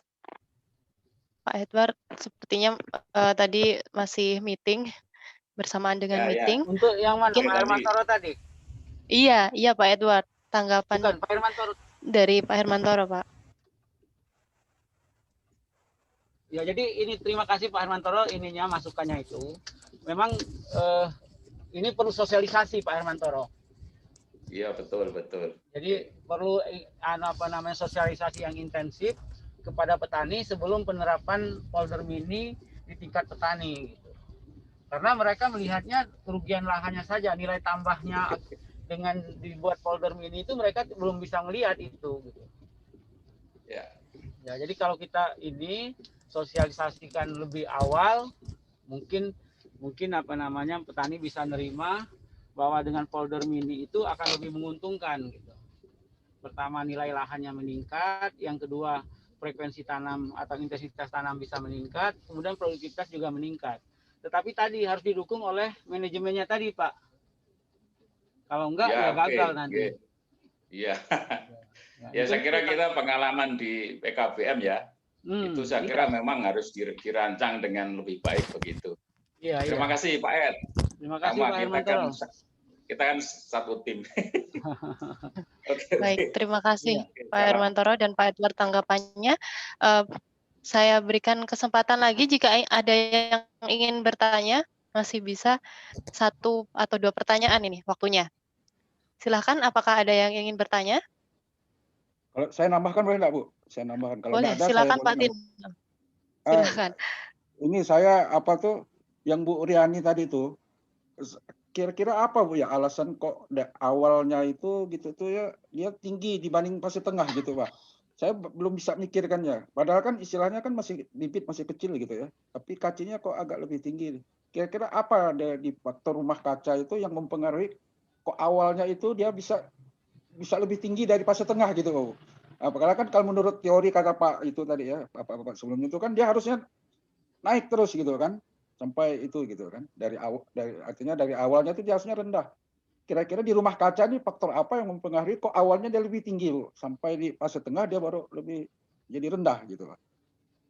Terus ini saya tadi teringat kaitan dengan Pak Edward juga dengan Pak yang terakhir tadi bertanya itu kaitan dengan penggunaan itu ya tanah untuk itu ya. Memang kelemahan kita di sini adalah membuat infrastruktur sawah itu merugikan orang yang kena itunya gitu, yang kena infrastrukturnya gitu ya, yang kena infrastruktur itu jadi rugi gitu Pak. Pertama tanahnya hilang gitu kan, itu pemikiran mereka kan, maka itu jadi kompleks gitu. Ini mungkin jadi ide pemikiran juga saya karena ini saya teringat waktu kuliah dulu dengan Jepang itu Pak Sudo ya, Profesor Sudo. Saya pernah bertanya kenapa Jepang itu bisa maju gitu ya pertaniannya. Memang dia jawabnya agak sederhana. Kami tidak pernah berpikir untuk meluaskan tanah katanya kan. Tidak pernah berpikir itu. Itu satu. Kedua, terus dia melakukan reklamasi dan konsolidasi lahan. Reklamasi dan konsolidasi lahan ya. Di mana dalam pembagiannya itu ditata ulang, katanya itu ditata ulang. Jadi semua kebagian rugi gitu ya. Kebagian rugi diambil infrastruktur, semuanya kebagian gitu, ruginya itu gitu ya. Jadi tidak hanya yang mendapat infrastruktur lahan yang kena infrastruktur saja yang rugi gitu ya. Tapi semua kebagian rugi karena infrastruktur itu gitu ya.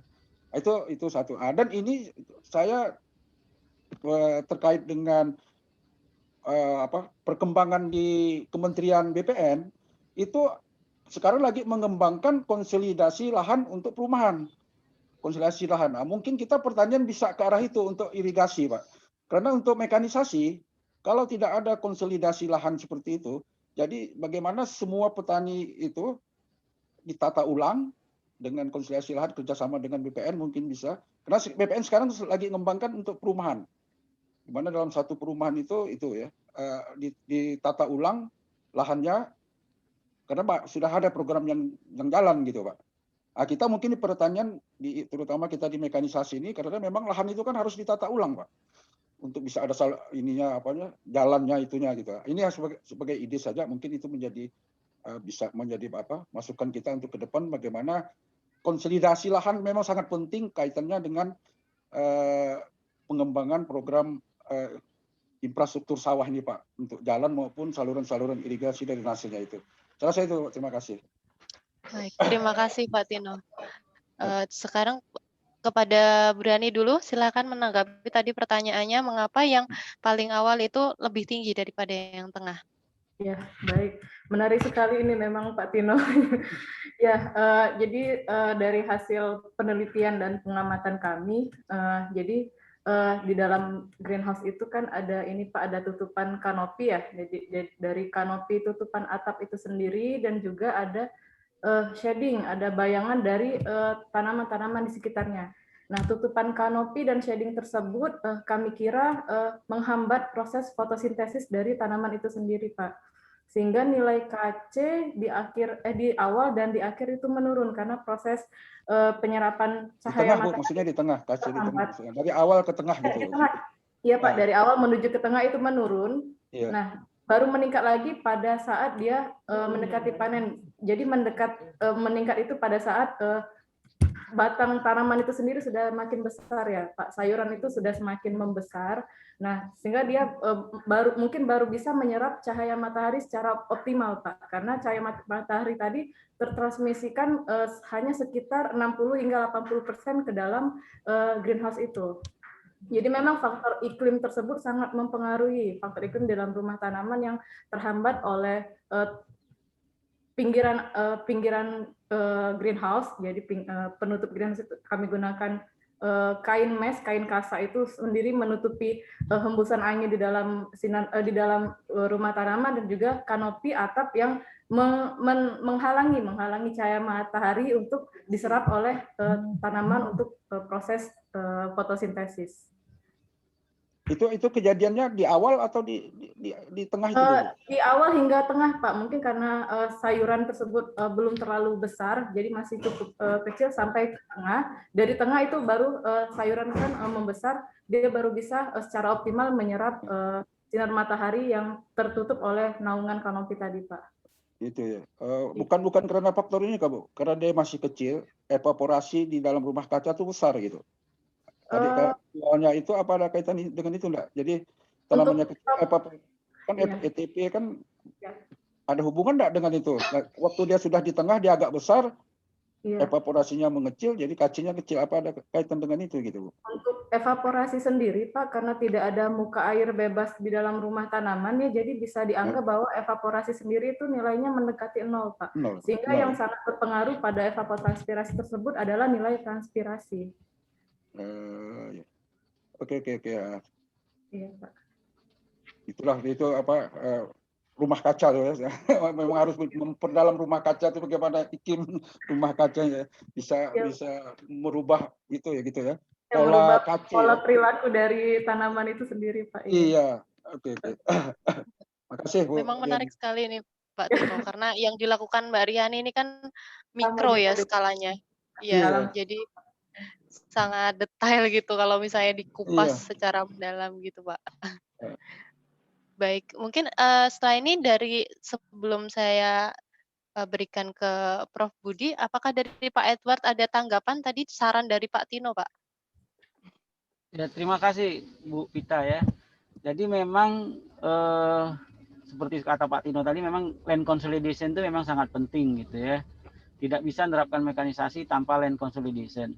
Karena itulah waktu saya jawab dengan Pak Hermantoro tadi, kita perlu sosialisasi lebih banyak lagi gitu. Nilai tambah daripada folder mini itu. Karena ada kasus Pak Tino ya, karena kurang sosialisasi, ada masyarakat yang berinisiatif, sudah membuat surat pernyataan, mungkin kalau nggak salah udah orangnya sekitar 60 orang gitu, sudah menempel meterai, hanya karena satu orang yang tidak mau ikut tanggung renteng, akhirnya batal gitu Pak Tino. Padahal dananya waktu itu udah disediakan oleh Kementan untuk membangun itu gitu.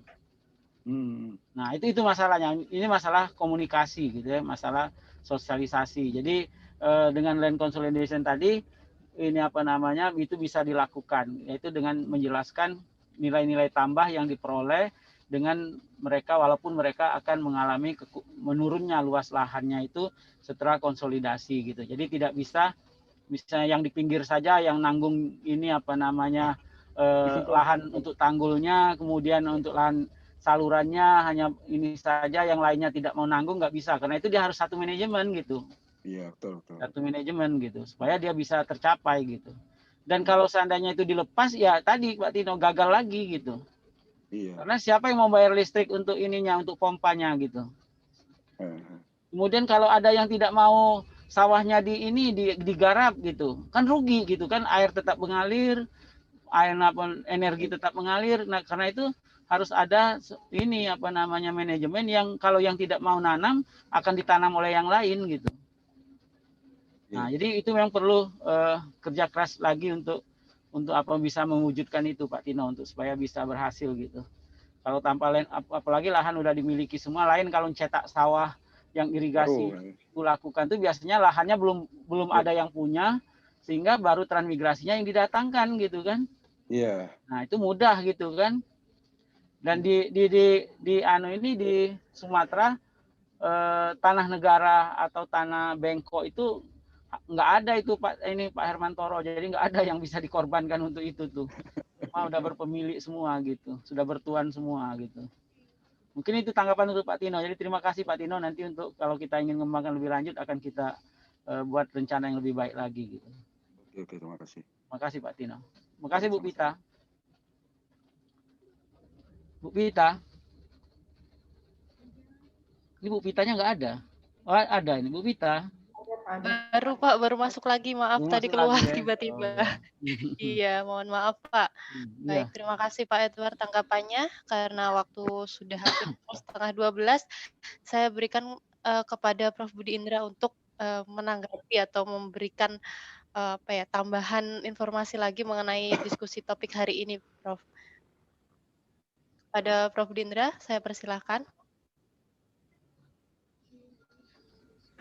Baik, terima kasih Bu Pita, juga pada Pak Edward, Bu Riani ya yang mengisi hari ini, kepada teman-teman yang hadir.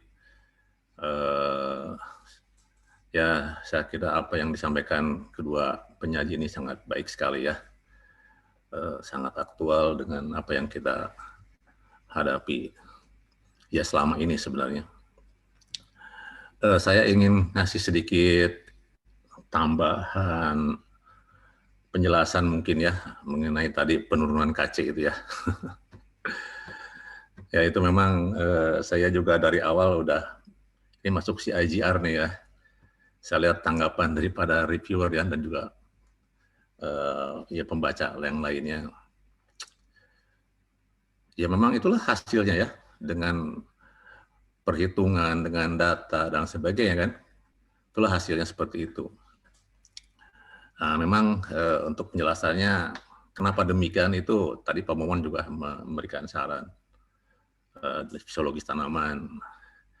Tapi itu kan di luar dari bidang kita ya, ilmu teknik ya. Jarang kita juga menyentuh ke sana. Mungkin nanti ada teman-teman di bidang agronomi bisa menjelaskan. Tapi mereka juga biasanya nggak tahu KC itu apa gitu ya. Jadi repot juga. Tetapi secara kasat mata lah kita bisa lihat ya. Tadi kan sebutannya hidroponik. Ketika tanaman masih kecil, kan lebih banyak airnya ya. Di sekelilingnya itu, otomatis evapotranspirasinya tinggi. Evaporasinya tinggi. Transpirasinya kecil. Tapi ketika tanaman semakin besar, bisa jadi menutupi permukaan ya, yang tadinya air saja sekarang tertutupi oleh tanaman kan, sehingga turun evaporasinya, kemudian transpirasinya kan masih kecil ya, otomatis ETP-nya juga turun. Kemudian ketika tanaman membesar, daun-daun makin melebar, kembali evaporasinya mungkin 0 ya, kemudian transpirasinya yang besar. Jadi itu ada peralihan proses evaporasi plus transpirasi, dan transpirasi di ujungnya itu. Karena ini vegetatif, otomatis tidak ada generatif ya. Jadi disitulah dipanen ketika memang daun-daun itu udah lebat. Saya kira itu penjelasan yang bisa saya sampaikan ya. Jadi ada pergeseran dari evaporasi, transpirasi, dan kemudian transpirasi. Itulah faktor yang menyebabkan mungkin ya perbedaan juga ya antara di luar dan di dalam rumah tanaman, termasuk yang menggunakan hidroponik.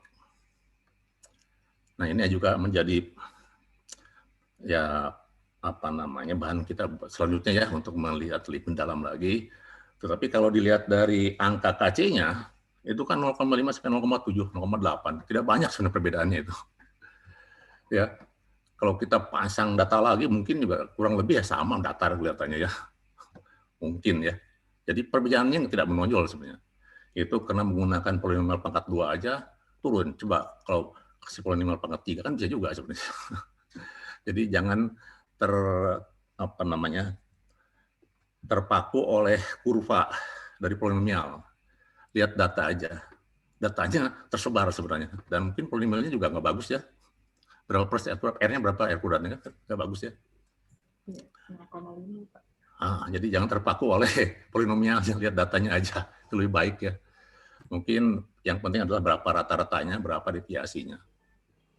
Karena saya kira tidak banyak perbedaannya. Jadi kita sebenarnya tidak perlu mendiskusikan terlalu dalam ya mengenai bentuknya tadi itu ya. Karena tidak banyak perubahannya sebenarnya. Tapi saya kira ini penting ya, karena dari proses tadi itu coba dilihat lagi. Makanya di berikutnya itu saya udah mulai menganjurkan agar ketika percobaan seperti ini, lakukanlah pengukuran evaporasi, pengukuran transpirasi, dan evapotranspirasi tiga-tiganya secara independen. Supaya jelas ya mana yang berpengaruh ketika tanaman mulai membesar. Apalagi di hidroponik sekarang menarik, karena banyak sekarang teknologi baru ya untuk di hidroponik ini. Terutama untuk di urban farming ya, pertanian perkotaan. Kemudian untuk Pak Edward memang masalah ini tidak pernah selesai. Pak Tino juga tadi cerita mengenai Pak Sudo ya, saya juga kan alumni Jepang. Pertama saya datang ke sini juga saya presentasi itu begini RAN consolidation. Tapi ternyata nggak bisa-bisa di negara kita ini. Semua teori, semua desain, semua sudah ada sebenarnya. Ya ketika saya ke Kementan juga saya sudah membuat desain untuk di BP Padi aja. Di dalam Kementerian Pertanian sendiri. Ya, di lahan percobaan mereka yang mereka gunakan setiap hari. Manajemen dengan biaya cukup tinggi dengan para ahli, tapi tetap aja lahan sawahnya itu ya non standar. Mungkin masih mending Pak Edo dari zaman Belanda ya. Ini mungkin sebelum zaman Belanda udah kayak begitu, nggak dirubah-rubah sampai sekarang. Kemudian juga di Palembang kan saya juga pernah Pak Edward ya di tempat kebun percobaan mereka tuh di mana tuh di Kayu Agung ya. Nah itu pun juga sampai terakhir tuh nggak bisa konsolidasi atau membentuk sawah yang standar aja, standar lah. Karena udah ada sawah standar itu. Luasannya, lebarnya, dalamnya, panjangnya. Disatukan dengan mekanisasinya, sistem mekanisasinya, dan juga organisasinya. Itu udah ada yang standar, termasuk juga perkolasinya kan, kalau kita lebih detail lagi. Jadi sawah-sawah itu non standar. Nah, kalau kita kutak-kutik, dipompa, diirigasi, dan sebagainya, saya yakin nggak bakal berhasil. Sekarang saya tanya, ada yang tahu nggak standar kedalaman sawah standar ya? Yang di mana Jepang itu udah diberlakukan undang-undangnya. Ada nggak yang tahu mengenai perkolasi sawah? Ada yang tahu nggak mengenai struktur ataupun tekstur tanah? Jadi tanah pun juga dibuat gitu ya. Tidak langsung bikin sawah, langsung nanam di situ, enggak. Nah, diukur dulu, kemudian kalau udah masuk standar baru kita bisa melakukan semua kegiatan itu. Nah, di kita itu nggak ada. Ya saya introduksikan juga nggak nyambung-nyambung. Jadi betul kata beberapa pengamat ya, kita ini ya karena sawah atau tanah itu pondasi untuk pertanian, otomatis yang lainnya mengikuti. Itu aja tidak menggunakan kaidah ilmiah. Coba gimana ya? Ya banyak lah. Tadi Pak Hewan katakan hit and run ya. Jadi kerja dulu baru mikir gitu istilahnya. Itu dulu yang kita lakukan sampai sekarang juga ya. Kerja baru belakangan mikir. Nah, bisa jadi nggak kepikiran lah yang terjadi itu. Nggak tahu sampai kapan, tapi saya melihat kondisi sekarang ini masih jauh ya, termasuk juga mekanisme pertanian. Saya kira masih jauh dari harapan kita. Tetapi sektor swasta saya sangat ada menaruh harapan lah. Saya juga membantu beberapa swasta membuat sawah dan mereka betul-betul menggunakan kaidah-kaidah itu ya. Dan banyak yang berhasil. Termasuk juga di Merauke ya. Ketika food estate di sana gagal, swasta masuk. Ada yang gagal juga swasta, tapi ada yang berhasil sampai sekarang. Ya. Tapi biasa ada yang berhasil. Tapi ya itu, karena swasta ya orang di sana bekerja ya digaji, manajemennya profesional, kalau nggak bagus ya dipecat atau dikasih peringatan, dan lain sebagainya. Jadi proses-proses korporasi itu memang dijalankan. Nah sekarang kalau di petani mau dikorporasikan, saya yakin tidak akan bisa. Karena knowledge untuk manajemen itu paling tinggi. Ya, di sini untuk korporasi itu, dan itu mungkin tidak terpikirkan siapa yang akan memanage itu. Kita perguruan tinggi, Kementan atau dari birokrat kan ya kerjanya begitu, hit and run ya. Introduksi, setelah itu tinggalkan dengan harapan bisa sustain ya. Ya nggak sampai setahun di situ, mungkin satu musim aja berhasil. Aduh, dikasih jempol aja selesai di mana-mana kan. Pergi tuh kemana lagi, nanti berhasil jempol lagi, udah itu pergi kemana gagal lagi. Saya nggak tahu Pak Edward ya. Foto-foto Pak Budi. Nah, foto-foto. Makanya Pak Edward kan belum pernah lihat foto saya kan. Belum pernah lihat kan foto saya kan, karena saya paling nggak suka gitu. Nggak. Di Cijalkin nggak ada fotonya Pak Budi. Nggak ada, walaupun saya ke situ juga saya nggak mau, walaupun berhasil juga saya nggak mau, karena pasti tidak begitu, saya nggak mau. Ya. Sebenarnya di Patino kan untuk mini polder juga kita udah introduksikan tuh di albino apa namanya? Polder albio ya. Alabio ya. Alabio juga ya gagal juga lah walaupun pompanya banyak itu, udah 2 kali ganti pompa baru itu. Dibobol sama petani poldernya kan karena nggak bisa masuk ke lahan Pak Edward ya. Iya, biasanya iya. Bisa masuk keluar pakai sampan, sekarang ada polder nggak bisa, bobol lah sama petani kan. Itu terjadi. Tapi ada satu harapan kita, ternyata bukan hanya di kita, di negara lain pun juga yang sedang berkembang, terutama itu kasus seperti itu sempat terjadi. Makanya pendekatannya itu adalah farmer oriented, bukan lagi scientist, bukan lagi government, tapi farmer oriented. Petani maunya apa? Itu nggak pernah kita tanya loh. Ya, jadi farmer kan ada ya forumnya farmer led irrigation. Jadi petani yang memimpin lah katanya irigasi itu, dan itu berhasil, dan itu menjadi top trend sekarang. Jadi luasan itu ya petani yang menentukan, bukan kita yang menentukan. Di kita ya. Kalau di Jepang kan udah ada undang-undangnya Pak Edward. Kalau petani nggak bisa ikut, dia kena pidana. Ya, ada undang-undangnya Pak. Konsolidasi itu nggak sembarangan. Ya, kalau DPR itu udah memutuskan undang-undangnya, yang menentang itu pasti kena pidana. Siapapun juga. Tapi pemerintah yang memberikan alokasi dana sampai petani itu mandiri, sampai bentuk korporasinya itu terbentuk. Itu bisa 5 tahunan. Ya. Nah kita kan nggak ada undang-undangnya, hanya berpedoman juknis aja gitu. Juknis itu levelnya itu kan PSP, dirjen lah. Ya. Ganti menteri ganti lagi, ganti dirjen ganti lagi. Setiap Ada di tahun. undang-undang lahan sawah abadi, Pak Budi. Iya, itu luas. Tapi untuk pemerintah tidak mau memenuhi janjinya, hanya nuntut petani aja. ya. Jadi maksud saya itu mengenai konsolidasi lahan, ya. Undang-undang untuk konsolidasi lahan. Itu ada, dan dananya juga besarnya bukan main, dan itu biasanya sampai jadi, nggak boleh ditinggalkan. Kalau salah satu meninggalkan itu ada juga pidana, bukan copot jabatan aja, di penjara itu. Kalau udah sepakati, nah kita payung itu nggak ada kita undang-undang itu. Dan undang-undang itu berlaku kalau kita kan seperti lahan permanen kan, itu diserahkan ke kabupaten diserahkan ke provinsi, nggak bakal jadi-jadi. Kalau undang-undang itu ya di pusat selesai, itu berlaku seluruh negara, seluruh negeri ya. Tidak perlu lagi kabupaten. Nah, saya kira itu di kita ya. Tapi saya masih menaruh harapan ya untuk yang small scale itu, power led irrigation. Tolong di situ, karena di situ kita bisa bermain dengan leluasa, tidak tergantung banyak pihak itu Pak Tino ya. Kalau Pak Tino bisa 1-2 kelompok tani aja di situ terus ya, kuat. Udah selesai, nggak usah mikirin ribuan hektar, ratusan hektar, nggak usah.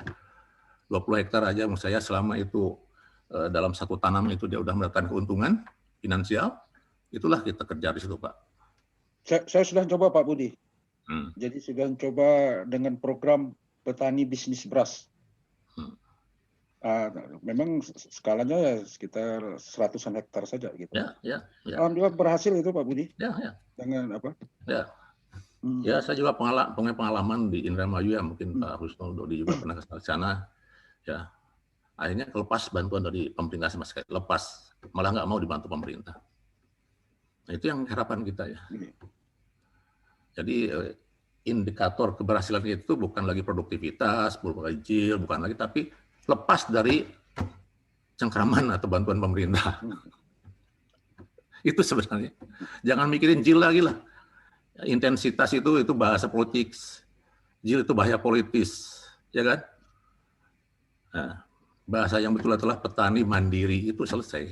Mandiri artinya tidak lagi memerlukan bantuan pemerintah. Dia mau nanam apa, ya kan? Mau jual kemana, ya. Dan itu banyak yang berhasil. Ya, mungkin ada beberapa yang ikut grup Gemar Bertani di situ ya. Ada Pak Wayan Supadno itu ya. Itu betul-betul petani mandiri dan itu kaya raya itu, hebat-hebat orang-orang itu seperti itu. Di Aceh juga ada itu.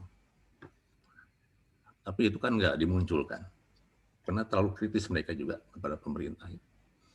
Saya kira itu teman-teman ya, mari kita tempatkan diri kita sebagai petani ya, supaya pemikiran kita itu sesuai dengan, tapi ya petani kan intelektual gitu, artinya kita juga sehari-hari bertanilah ya, jangan kita hanya sebagai pengamat aja ataupun akademisi yang jauh dari tanaman, tanah, air ya, dalam kehidupan kita sehari-hari. Saya kira demikian ya. Semangat. Makasih Pak Riani. Jadi bagus lagi topiknya ya. Saya kira akan jadi trending juga di CIJR tadi. Tapi jawabannya kurang lebih seperti itu yang saya katakan tadi. Karena itu dari viewer pasti seperti itu. Ya, sampaikan aja. Tidak terlalu banyak bedanya, selesai kan 0,5, 0,8 itu berapa sih? 0,3 ya. Coba lihat deviasinya. Dan itu tidak harus terlalu tapi ada penjelasan tadi ya saintifik dari segi water balance ya atau evapotranspirasi. Itu penting, saya nanti sampaikan aja seperti itu kondisinya. Kira mereka Pak Herman apa kabar? Baik, Ini Pak Herman sama Pak Edward itu kakak beradik, ada penelitiannya irigasi kendi. Iya betul. Kan pembimbingnya Pak Budi. Yo, selamat siang Pak, selamat siang, sehat. Alhamdulillah. Baik.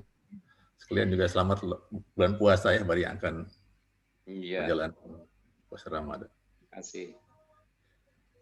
Yuk. Silakan. Baik, Vita. terima kasih Prof. Budi Indra. Dari host SAID, dari Pak Kusnul ada tanggapan?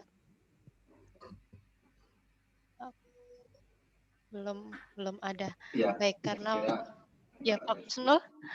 ya, terima kasih Bu Vita, Pak Ya, silakan Pak. Edward, Bu Riani ya sudah mengisi. Kemudian tanggapan pertanyaan tadi dari Pak Firno, Pak Hermantoro, apalagi tadi yang mungkin tidak saya bukan Pak Budi juga ya dari UPR ya. Saya kira ini menarik ya pembahasan yang kita lakukan hari ini dan sangat aktif tadi. Terima kasih atas perhatiannya Bapak Ibu sekalian. Selamat menjalankan ibadah puasa lah ya, karena hari Senin atau Selasa kita akan mulai puasa. Mohon maaf lahir batin. Lahir batin semuanya. Ya, mudah-mudahan sehat selalu ya. Insya Allah kita ketemu lagi 2 minggu lagi ya di bulan puasa ya Insya Allah ya. Saya kira itu dari saya. Mohon maaf tadi nggak bisa ikut full karena ada tamu ke rumah ya. Terima kasih sudah dipimpin langsung oleh Bu Vita tadi. Baik Bapak Ibu, saya kira kita cukupkan pertemuan hari ini. Terima kasih banyak atas perhatiannya. Kita ketemu lagi insya Allah minggu depan. Jaga kesehatan selalu, tetap semangat. Saya tutup. Assalamualaikum warahmatullahi wabarakatuh. Waalaikumsalam. Terima kasih Bapak Ibu semua. Mohon maaf lahir Bagi yang batin. belum mengisi presensi ada di chatnya. Kemudian nanti materi dan recordnya akan diupload di YouTube SCID. Materinya ada di database. Linknya ada di deskripsi grup ya Bapak Ibu. Oke.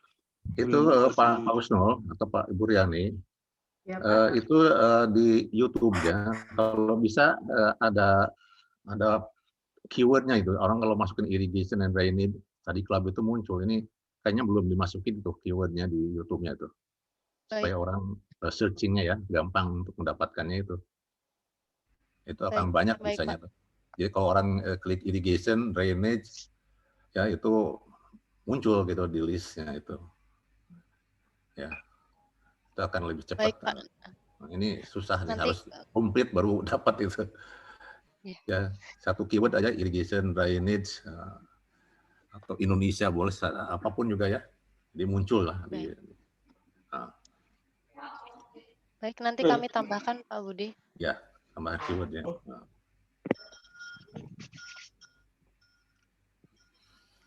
Oke Pak Budi, saya itu dulu mau lip dulu. Ya, Terima kasih Pak Budi. ayo sama-sama. Bapak Ibu semua. Sama-sama. Terima kasih. Ya, Prof, izin live ya, Prof. Pak Budi.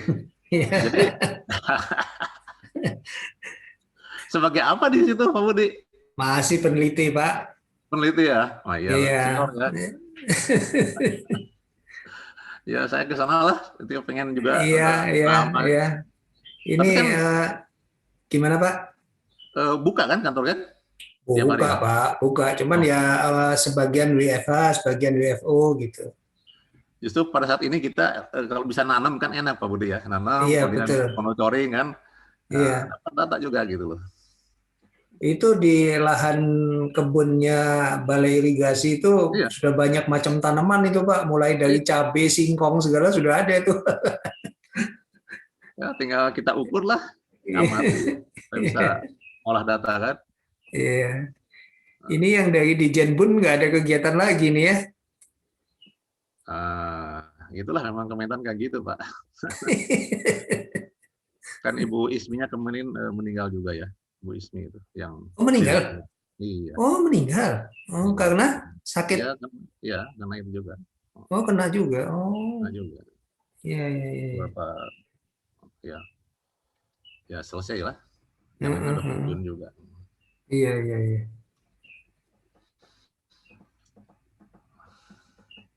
Baik Pak, terima kasih. Sampai ketemu lagi. Saya izin mic ya Pak. Ya. Justru ini saya minta Pak Budi berikutnya nih. Ya, nanti dulu lah Pak. Nanti saya bicara tentang seminarnya Pak Budi kangen saya. Baik, nanti diatur lagi waktunya untuk, Ya, ya, ya, tapi ya. bukan kesempatan yang ini, nanti aja berikutnya ya, Pak. Ya, baik, baik. Ya. Oke. Mungkin 1 hari untuk balai teknik aja, Pak. Manajemen ya, 1 hari. Iya. Karena pasti banyak itu. Iya. Hmm. Baik, Ya, selamat masih siang dulu. ya. Mari saya izin leave. Yuk. Selamat pagi, selamat siang semuanya. Ya. Mohon izin Pak Budi, mohon maaf lahir batin. Oh, Pak Erik. Ya. Pak Anca, semuanya mohon maaf lahir batin. Kita, Mariani. Terima kasih Pak Eri. Assalamualaikum. Maaf lahir batin, Pak Eri dan semuanya. Bapak Ibu semuanya. Ya. Assalamualaikum. Kita afkan aja Mbak Ria.